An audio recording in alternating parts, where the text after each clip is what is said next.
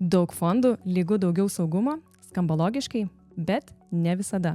Aš irgi taip galvojau, kol supratau, kad mano 3 skirtingi fondai turėjo tas pačias įmonės. Iš pirmo žvilgsnio pasaulinis, technologinis, JAV, bet viduje tas pats branduolys. ETF tai tarsi fondas, kuris kopijuoja tam tikrą rinkos indeksą, bet apie tai šiek tiek vėliau. Ir tada kilo klausimas, kaip suprasti, kuris ETF iš tikrųjų prideda vertės ir kaip išsirinkti tinkamą. Sveiki, aš Auksė. 2024 vasarą pradėjau savo kelionę į investavimą, visiškai nuo nulio. Ir šiandien noriu parodyti, ką būčiau norėjusi išgirsti tada, kaip suprasti, kuo skiriasi ETF-ai ir kaip išsirinkti savąjį. Pradėkime nuo pačių pagrindų. Kad suprastumėte, kur paslydau, pirmiausia reikia paaiškinti, į ką išvis investavau. Pasirinkau ETF-us, fondus, kurie atrodo paprastai. Vienas pasirinkimas, vienas pirkimas, 100 įmonių, mažesnė rizika. ETF tiesiog kopijuoja tam tikrą rinkos indeksą. Įsivaizduok jį kaip didelę salotų lėkštę. Visko po truputį. Daržovės, baltymai, prieskoniai. Jei vienas ingredientas prastesnis, skonis šiek tiek keičiasi, bet viso patiekalo tai nesugadina. Skamba tobulai, tiesa? Bet čia slypi niuansas. Ne visos salotos tokios skirtingos, kaip atrodo. Kartais užsisakai 3, viena pasaulinė, kita technologinė, trečia JAV, o jose tie patys ingredientai, tik kitaip išmaišyti. Iš pirmo žvilgsnio atrodo, kad valgai skirtingus patiekalus, bet iš tikrųjų tą patį derinį. Ir štai kur daugelis pasimeta su ETF. Jie atrodo skirtingi, bet viduje slepia tas pačias įmonės. Aš pati taip pat klaidingai maniau. Atrodo paprasta, kol nepamatai, kad dauguma ETF, kurie turėtų papildyti portfelį, iš tiesų tik kartoja vienas kitą. Ir čia prasideda problema. Jei šita vieta tau atvėrė akis, sustok sekundėlį ir paspausk subscribe. Tai padeda man tęsti šitą seriją ir kurti daugiau aiškių, paprastų video apie investavimą. O dabar grįžkime prie temos. Pasirinkti tinkamą ETF nėra paprasta nei naujokui, nei patyrusiam investuotojui. Pavadinimai atrodo vienodi, visi žada tą patį. Šis geriausias, šis tinka visiems. Ir čia paslysta ne vienas. Tai, kas tinka vienam, nebūtinai tinks kitam. Nes ETF nėra universalus produktas. Vienas fondas pigesnis, nes seka paprastą indeksą, pavyzdžiui S&P 500. Kitas brangesnis, nes apima daugiau regionų, dar kitas aktyviai valdomas, todėl jo mokestis didesnis, bet siekiama pranokti rinką. Skirtumas tarp jų slypi ne tik kainoje, o tame, ką realiai gauni įsigijus. Vienas ETF dengia JAV, kitas visą pasaulį, o trečias tik konkretų regioną ar sektorių. Vis dėlto daugelis į tai nesigilina, renkasi pagal kainą, pavadinimą ar nugirsta ETF kodą, tą trumpą simbolį, vadinamą tikeriu. Atrodo, kad pigesnis visada geresnis, bet tai klaidingas įspūdis. Ir būtent čia paslysta net patyrę investuotojai. Jie galvoja, kad turi 5 skirtingus ETF, bet kai pasižiūri į vidų, 80% tų pačių įmonių. Keista tiesa, bet pažiūrėkim, kaip tai nutinka praktiškai. Paimkime 3 itin populiarius ETF – VWCE, SPIL ir ANAF. Iš pavadinimų tarsi 3 skirtingi pasauliai – pasaulinis, JAV, technologinis. Skamba kaip įvairovė, tiesa, bet kai pasižiūri, kas viduje, pasidaro įdomu. Visi tie patys vardai – Apple, Microsoft, Nvidia, Amazon, Alphabet, Meta, Tesla – tik proporcijos kitos. VWCE seka FTSE All World, visas pasaulis, JAV, Europa, Azija ir besivystančios rinkos. SPIL arba panašus VUAA iš Vanguard. S&P 500, 500 didžiausių JAV įmonių.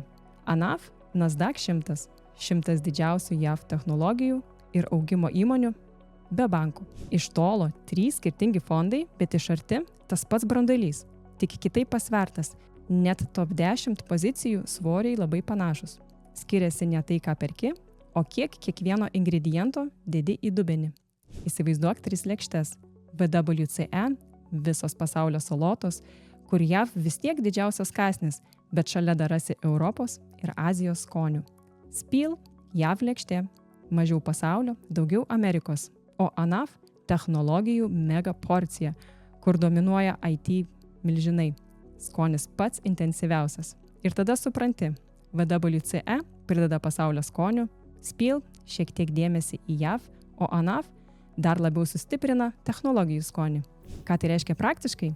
Jei pasirenki VWCA ir SPIL, tikėtina, kad dubliuojasi tos pačios įmonės.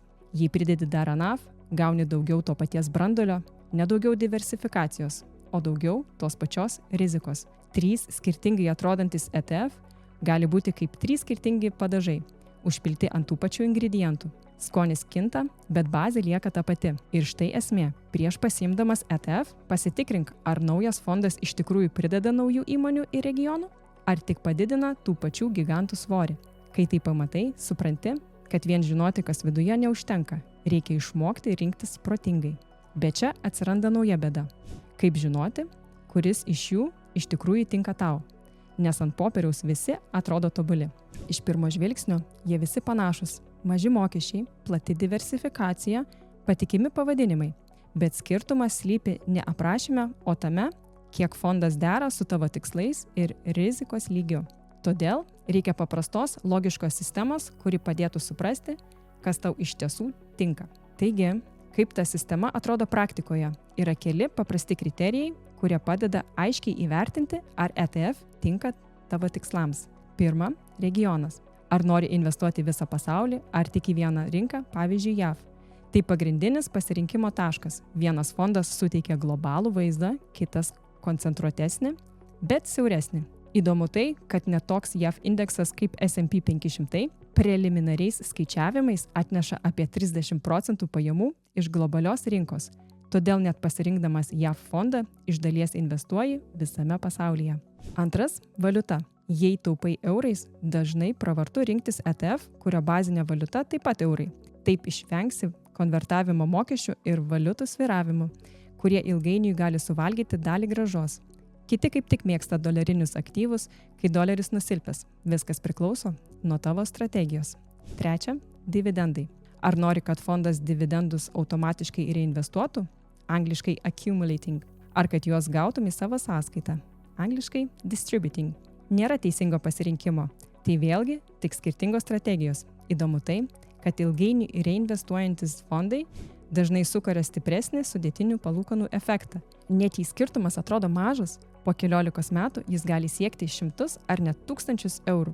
Ketvirta – valdymo mokestis arba TER. Tai metinis procentas, kurį fondas pasiema už administravimą.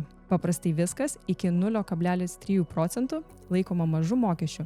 Skaičius atrodo menkas, bet laiku bėgant net tokie trupiniai pavirsta 1000 eurų. Šitas punktas skamba nuobodžiai, bet čia slypi vienas didžiausių spąstų. Pasižiūrėk, 0,1% ar 1%. Jokingai mažas skirtumas, tiesa, bet kai skaičiuoji per 20 metų, skirtumas jau nebėra toks jokingas.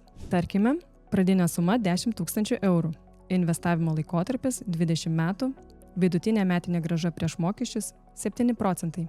Atrodytų, 1% mokestis nieko nereiškia, bet realiai jis gali suvalgyti beveik 6 000 eurų tavo grąžos, net jei investuoji tik 10 000 eurų.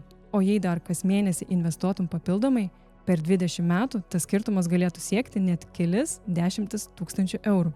Todėl verta visada pažiūrėti, kiek fondas ima už administravimą, ne tik ką žada uždirbti. 5. Fondo dydis ir likvidumas. Didesni fondai paprastai stabilesni, turi mažesnius vadinamosius spredus. Spredas – tai skirtumas tarp pirkimo ir pardavimo kainos. Likvidumas šiuo atveju veikia kaip ledkalnis. Virš vandens matai tik mažą jo dalį, matomus sandorius ir kainų skirtumus.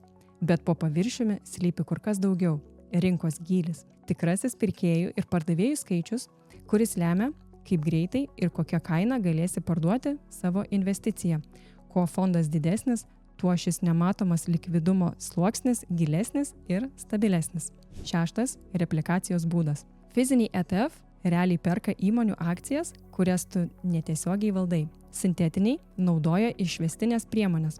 Tai labiau techninis būdas atkartoti rinkos grąžą per sandorius su kitomis finansų įstaigomis. Skirtumas subtilus, bet fiziniai fondai dažnai laikomi skaidresniais ir saugesniais, nes jų vertę paremia realus turtas. Kai viską sudedi į vietas, pamatysi, kad ETF pasirinkimas tampa nebe toks painus, kaip atrodė iš pradžių.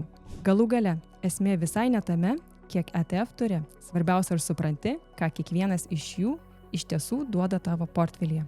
Todėl klausimas neturėtų būti, kuris ETF geriausias, Tikras klausimas, ar šis fondas prideda kažką naujo tavo strategijai, ar tik dubliuoja tai, ką jau turi. Kai pradedi mąstyti taip, investavimas tampa daug aiškesnis. Nebereikia spėlionių, sekti madingų fondų ar tikrinti forumų.